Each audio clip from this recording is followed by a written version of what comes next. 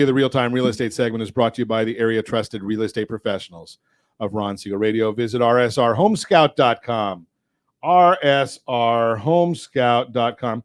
Great information about the value of property. Kind of like your 401k, though. You don't need to look at it every day, but we will send you. I hear these sounds in my head. I think they make these. They always get me. Oh, sorry. So the question today is why you should not fear today's foreclosure headlines. That's an interesting one, which kind of ties in with Goldman Sachs, that teaser that I shared with you a little bit earlier about Goldman Sachs. So Goldman Sachs came out with a report saying property values are going, the city's likely to see a boom and bust declines of 25% or more. So that was Goldman Sachs. And all the headline that I saw this morning said, Goldman predicts 25% declines in real estate.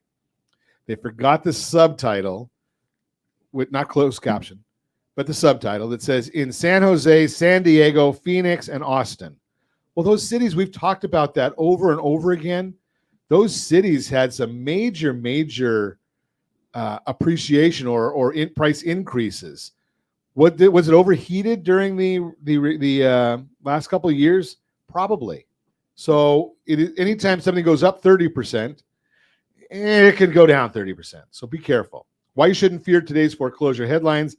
That is our subject. If you've seen recent headlines about foreclosures surging in the housing market, you're certainly not alone. There's no doubt the stories in the media can be pretty confusing right now. They even make you think twice about buying a home for fear that prices could crash.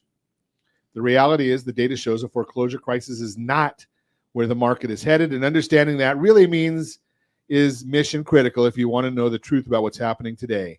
Here's a deeper look. According to the year-end 2022 U.S. foreclosure market report from Adam, it's a data research company, foreclosure filings are up 115% from 2021, but down 34% from 2019. As media headlines grab onto this 115% increase, it's more important than ever to put the percentage into context. While the number of foreclosure filings did more than double last year, we need to remember what happened and how it compares to normal pre-pandemic years in the market. Thanks to the forbearance program and other relief options for homeowners, foreclosures filings were down to record low levels in 2020 and 2021. So any increase last year is no surprise, a jump up.